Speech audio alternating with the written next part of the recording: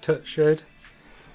I've actually gone a bit further than where I thought it was going to be. So I've got the barrels on now, and I have already sorted out the squish band. So sorry for everybody who was waiting for that. Essentially all I did was check it and it was bang on. And the way I checked it is you place a bit of solder, soft solder, across your piston like that. So it needs to go from one side to the other. It's a little bit long.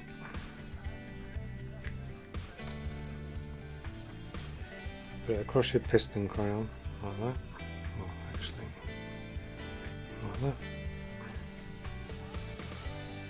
Okay, a little bit of tape on there. You can use modelling clay, plasticine, whatever you want really. And the idea is that you torque everything down to what it should be, and then when everything's tightened up, you obviously put one in there as well. You just give it a little over centre and back. And what that does, here's one I prepared earlier.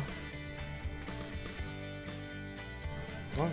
So what that is the profile of your squish band. Okay, so that's the gap between where your piston is and your head. So I've measured that, and that measures 0.7 mil. So I think somebody else has already sorted this out. Being an X-Track bike, I think they've done it. So we'll carry on and we will assemble the top end now. So we've got a few things to sort out. I've just vapor blasted all my bits and pieces.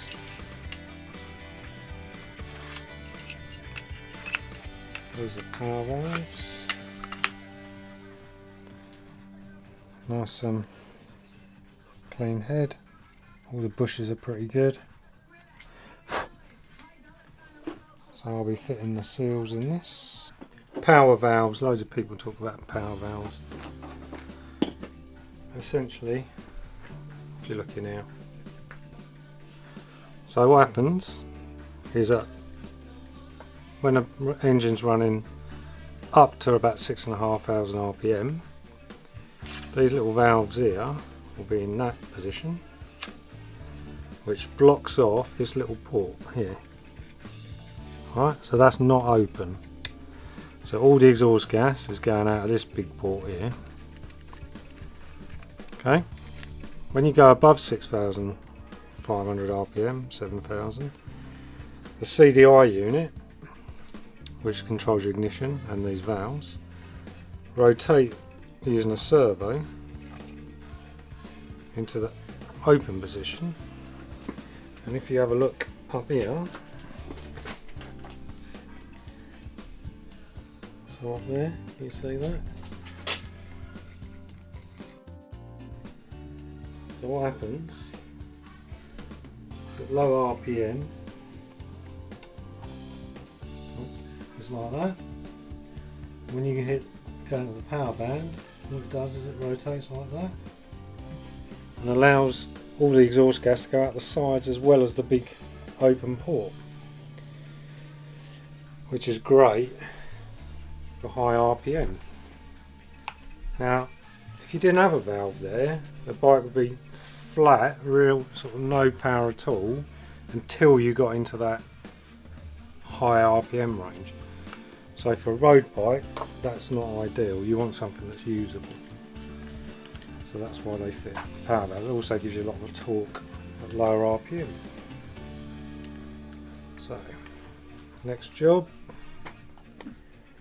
I've backed off all these cylinder nuts because what we want to do is clamp, get the head on it with a gasket, torque the head down, obviously keeping these sort of just over finger tight but not too tight, because ideally you want to clamp the head to the barrels first and then clamp the barrels to the crankcase. That way you don't end up with a barrel that's a bit higher or lower than the other and you're causing stress on everything. So. And also I'm going to put a little bit, not a lot, but a little bit of gasket sealant around the head gasket. You don't have to go mad with this.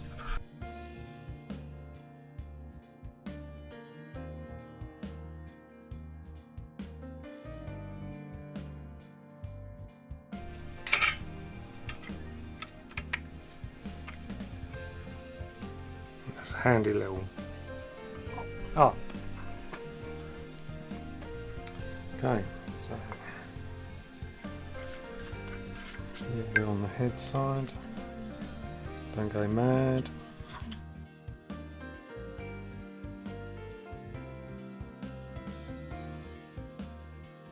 So power valves are in. The other two dowels are already in the head. So just be careful when we put these on. Just making sure everything.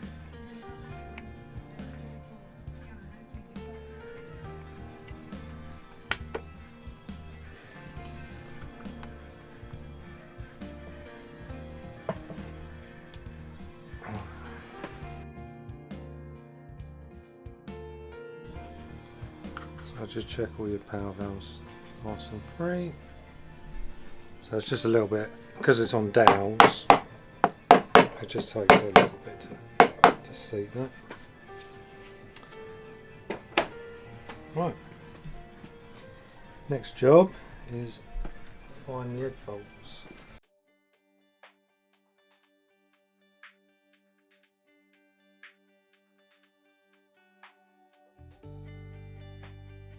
So I'm following my numbers now.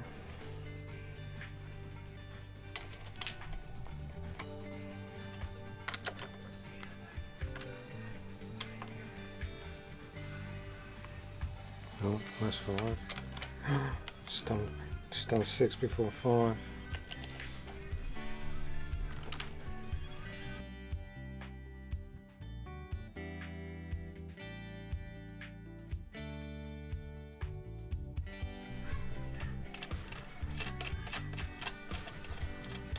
Just to keep the dust out.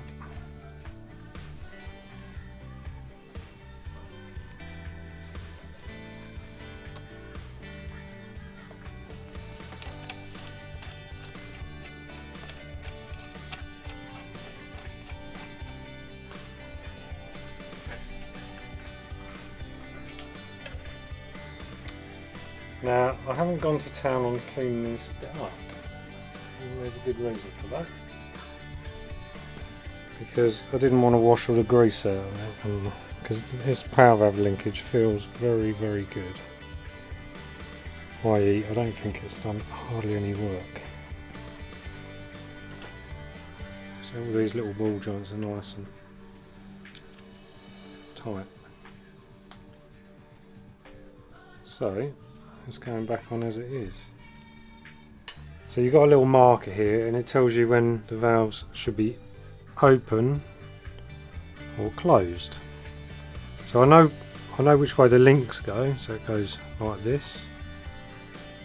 So you should be able to operate it nice and easy. Okay, so you can check it. And when I checked it the first time, these two, so I put them in the open position. So what I'm doing is I'm looking up to make sure the valve's open. So these two were correct. These two were open. These two were shut. I thought it was a bit odd. So I took the linkage off again and I put the valves in its open position where they should have been. And what I found is that these outer link arms were on the wrong ones. And they're handed.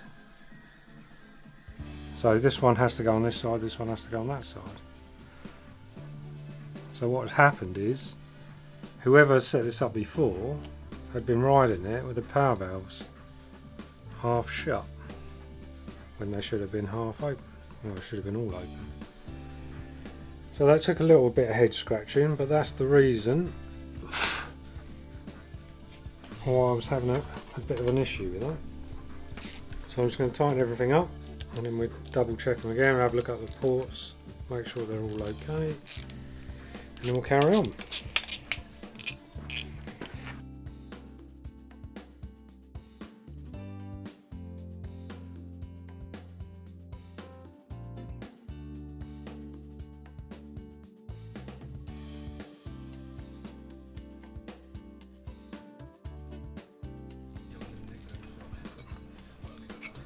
So these are little resonators. Not entirely sure what they do. I know they divert from the power valve, I think when it's shut, out into this little chamber. And it obviously gives a little bit of back pressure or something. But if you really need to know, then go and look it up.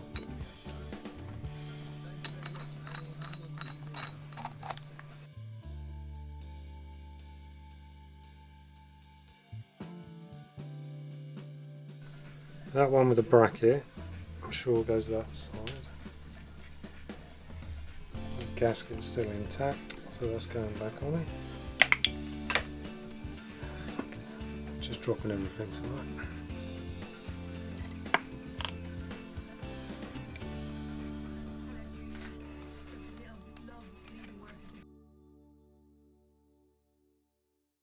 $10mm Spaniard.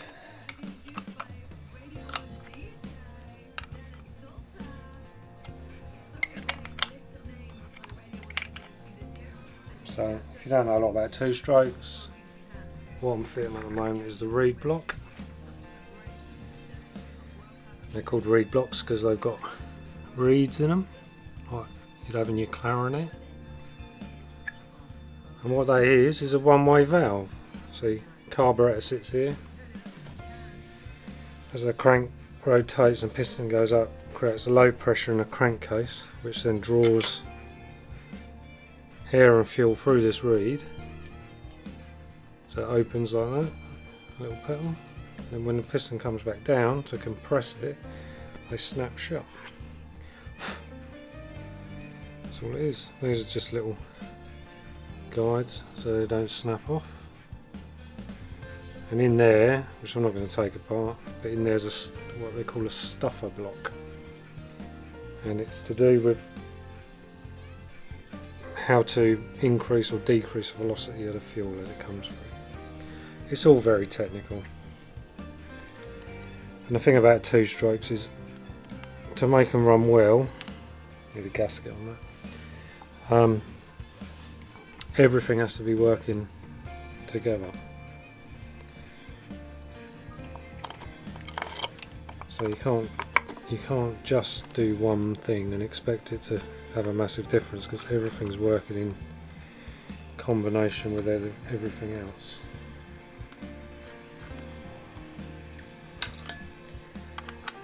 So because this was an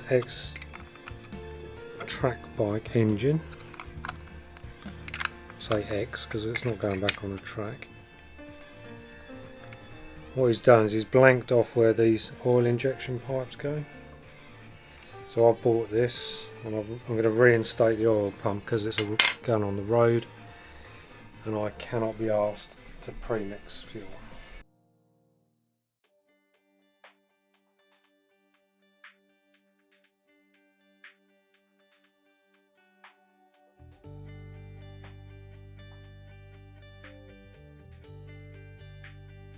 So when I first start this, I'll run it on pre-mix until all this is bled up, and I'll show you how I do that.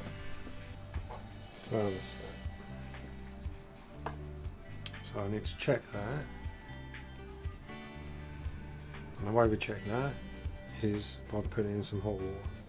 So I need to go and get some hot water. 65. I reckon that might be 65 degrees that opens. It's important you check your thermostat, because if it doesn't open, your engine might overheat. So what we're looking for, at the moment that's shut, so that sits on the top of your engine. No water can get past there because that's shut. So what we're checking for is when it gets hot, it opens. So you normally do this in the kitchen with your wife in her lovely kettle.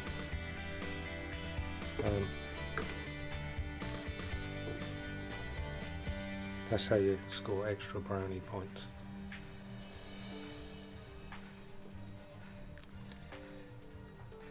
As you can see, what it is if you look through there.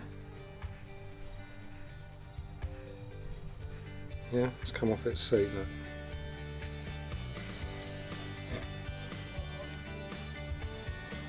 Okay, so there is now, we'll allow water to pass through and go through your radiator.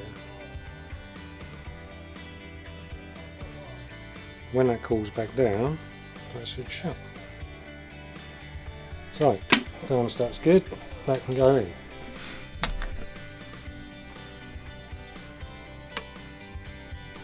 Should have vapor blasted that.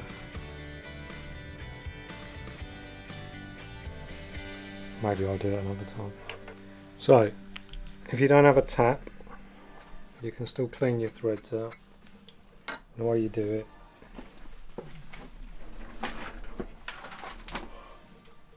is you find a bolt, and what you do, get a slitting disc in your grinder and then just cut a slot across it. And what that'll do is that'll give it somewhere for the dirt to go as you wind it in.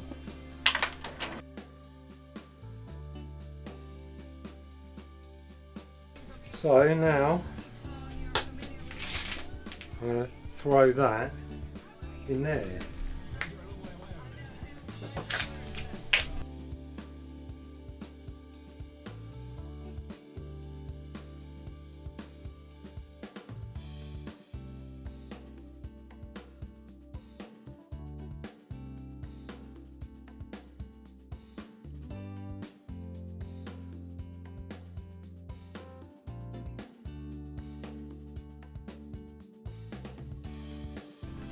So now the top bolt's in,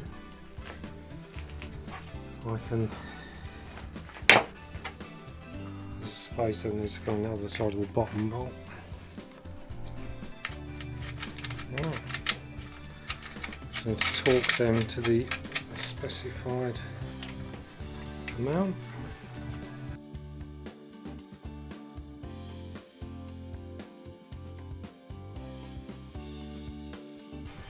One engine rebuilt and back in the bike.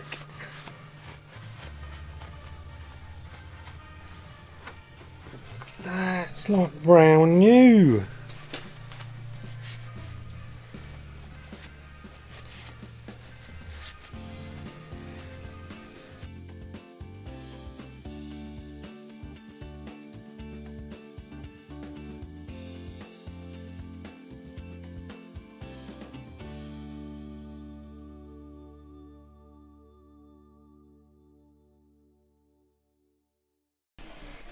So I need a new filler cap. Right. Shame it's been getting dusty, but now we are on the home straight.